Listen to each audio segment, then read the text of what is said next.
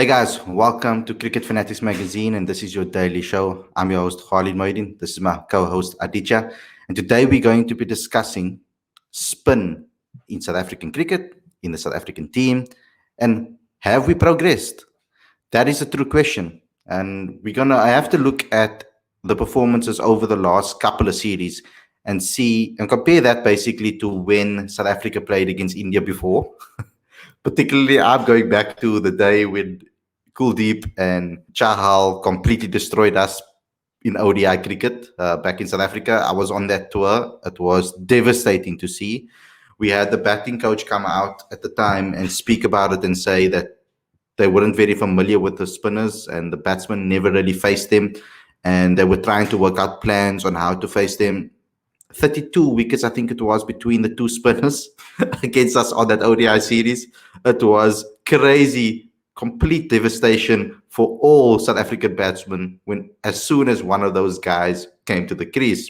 So I think that was back in 2018 when this happened. So let's move on 3 years later and see how South Africa have improved. Now, let's start with the Sri Lanka series, Aditya. We have a little graphic over here from Sean Analytics on Twitter, so please go give him a follow. He put out a graphic this morning about ODIs and South African batsmen's breakdown versus seam and spin. And he put up all the stats over here. As you can see, Aiden Markram, 39 runs, 38 balls, 102.63 strike rate, 76.92, dot ball percentage is 57.89. That was against seam. And then he's got 78 runs, 8 of 81 balls, 96 strike rate, 50% boundary percentage, and 45.68 against spin, which is a remarkable improvement. Yes, we can go through the other guys as you guys can go and have a look. I'll give you guys some time. Also, while you're doing that, smash the like button. Also, while you're doing that, smash the subscribe button. Also, while you're doing that, share this video with all your friends and family as well. Aditya, from your perspective and what you've seen from South Africa, I mean, I'll go into detail a little bit more after you. But with regards to what you've seen with South African cricket, have you seen a massive improvement with regards to South African spin? Because it's clear to me that there is a massive improvement. Yes, there is an improvement in the way the South African batters have played spin, and it would be a world of good to Yaneman Malan, who has been sort of criticized for his ability against spin, and for him to score 95 runs at a strike rate of 88 against the spinners across the two games is a very impressive statistic. I had asked Temba at the beginning of the series that this was going to be a trial by spin and have the batsman prepared adequately for it. And obviously, he said that the team had been working incredibly hard against spin because it was an enduring challenge. And given that the team played reasonably well against spin, it's still against Pakistan. It still presented challenges because ultimately they lost this series because of it. So we'd seen that improvement in Aiden, who scored a fine century in the test matches. And he would have taken that confidence into this series as well. But I'm particularly happy for Yaneman Malan because he doesn't play test cricket for South Africa. So he doesn't have that additional exposure to spinning tracks. And we know that Sri Lankan pitches can be quite abrasive. And therefore they turn more. But for the team to score close to 290 runs each in both the ODIs they've played is a step in the right direction. So they should be very pleased. Yeah, and it's not just the fact that they've improved against spin by the numbers and by percentage and runs scored. What I enjoyed from watching these particular matches, West Indies, against Ireland a little bit, but Pakistan particularly, as well as now against Sri Lanka, in Sri Lanka, what I took from it is the approach to spin. It's not just the amount of runs scored, the way they go about scoring or finding runs against them, knowing when to play off the back foot, knowing when to play late, knowing when to come double step down the ground and smash the ball down the ground, knowing when to sweep. I think that's an improvement that we've seen amongst all of them Particularly, we saw it with Heinrich Klaassen and Rassie van der Dussen, the way they used the sweep shot as a weapon, the accuracy that they've shown in that. We've seen that Aiden has become more versatile, but Janneman as well. There are still small little patches in his game while he's facing spin where you can see there's a little bit of a problem still. But he gets through it. He's found ways with the shot selection that he has in his arsenal to get through it. And when he was struggling, he got off strike immediately. And that was something that I saw that increased in the way that they played against spin. It's the approach that I'm more impressed about. You spoke about the way Aiden should approach his ODI game. We've spoken to Aiden. Unfortunately, in the second ODI, didn't come off the way we'd liked. He does still seem to be tempted into chasing the ball and going for the big shots and then going out a little bit too soon. But overall, we've seen it now. We've seen all of our batsmen face it. This is going to give us an amazing advantage, don't you think, in the World Cup? Certainly from a confidence point of view, because they've already scored close to 580 runs in 2 games, which for a South African team going to Sri Lanka is a significant achievement, right, in recent times. But I do think it will benefit the team because there's still about 31 games to be played in the IPL. So the pitches that teams will play on during the World Cup will be of a drier nature, slower, and far more spinner friendly. And that is important. That is an important consideration.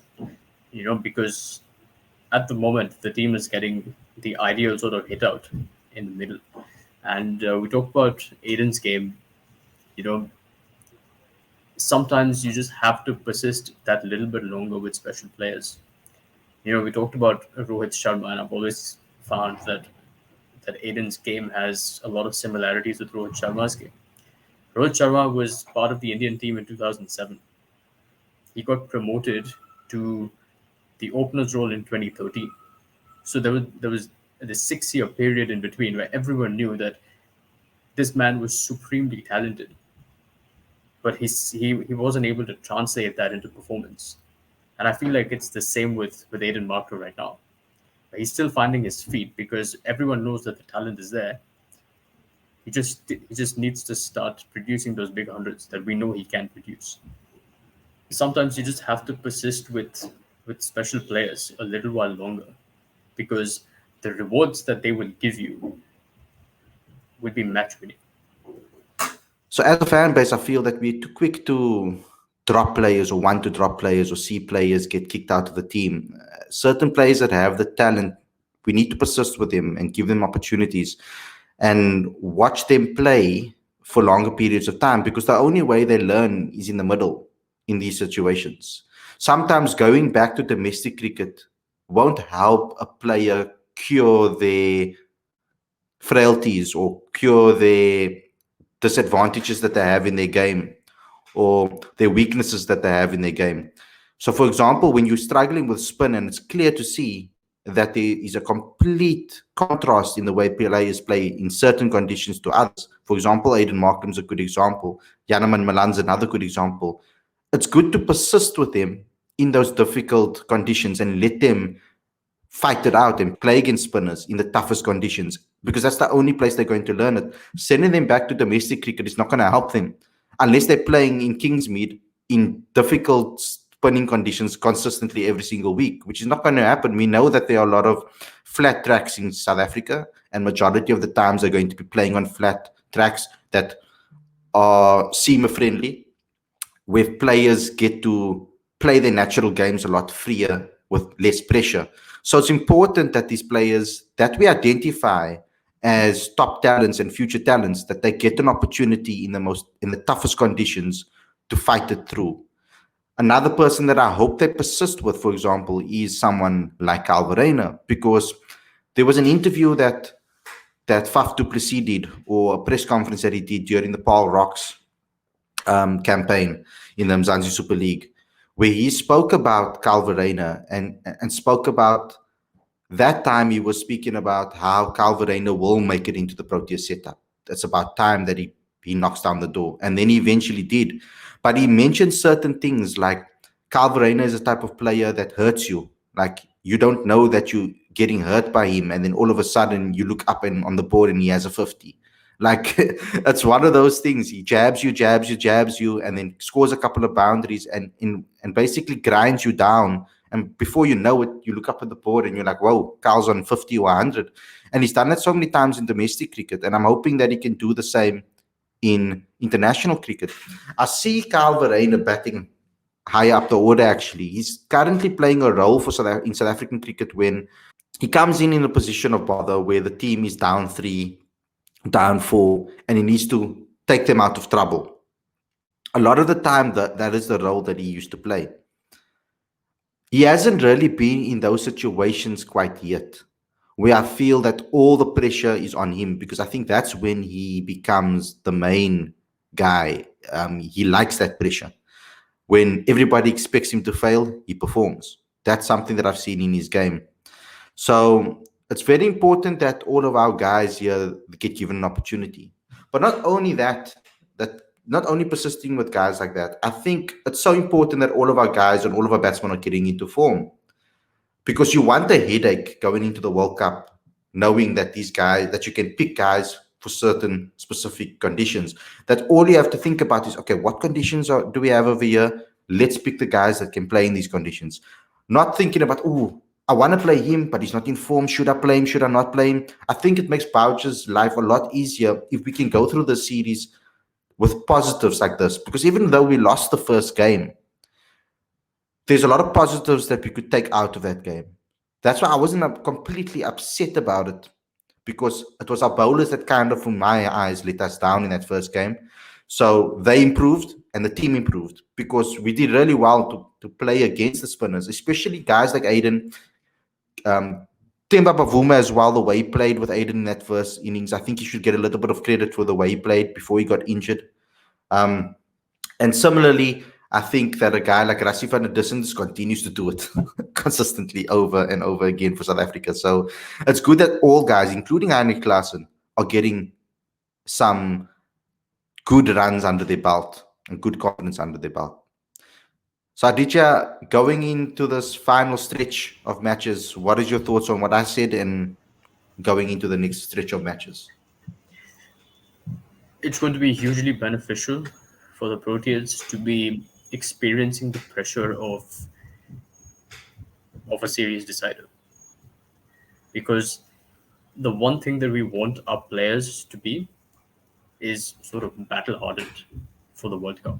And that's only going to happen if they face pressure situations continuously.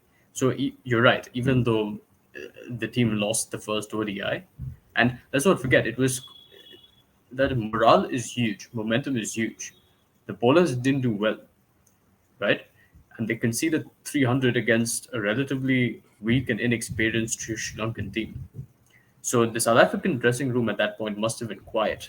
But then for them to come out and respond the way they did, and at one point they were cruising, and of course they lost, but they would have learned a lot of lessons from that. And now that they have the pressure of a series decider, it's going to be hugely beneficial to them. And if they win, that's going to be amazing. But it's going to give them a lot of confidence going into the T20 series and then the World Cup. So it's a great opportunity. Rassie van der Dussen, as you said, he's been producing the goods consistently for the last 2 years. He is an incredible player, and it's probably the best number 4 out there in the world right now. He's in the top 10 ICC rankings for ODIs, and quite rightly, he deserves to be there. So he's fantastic. His consistency is amazing, and long may it last. We're going to see a very different team in the T20 series, and we will be doing a preview of that ahead of the T20 series. So don't worry about that, guys. Stay tuned to Cricket Fanatics magazine. Subscribe right now. Click the notification bell to get those updates. Also, don't forget to subscribe to Cricket Fanatics magazine. The monthly magazine is available for free. The next issue is all on domestic T20 cricket around the world. So we will be trying to cover all tournaments and seeing how people prepare, or how coaches prepare and players prepare for T20 domestic tournaments and getting players ready for the T20 format. So go and subscribe. The link is in the description, as well as in the eye on the top right-hand side of the screen. Click that and you'll get access to all of their back issues 100% free. Thanks a lot for watching, everybody. Hope you enjoyed this episode. As you know, you have to smash that like button and comment and share and do all of those things. But also stay tuned to Cricket Fanatics magazine, because we will be doing a review of tomorrow's game directly after the match. So stay tuned for that.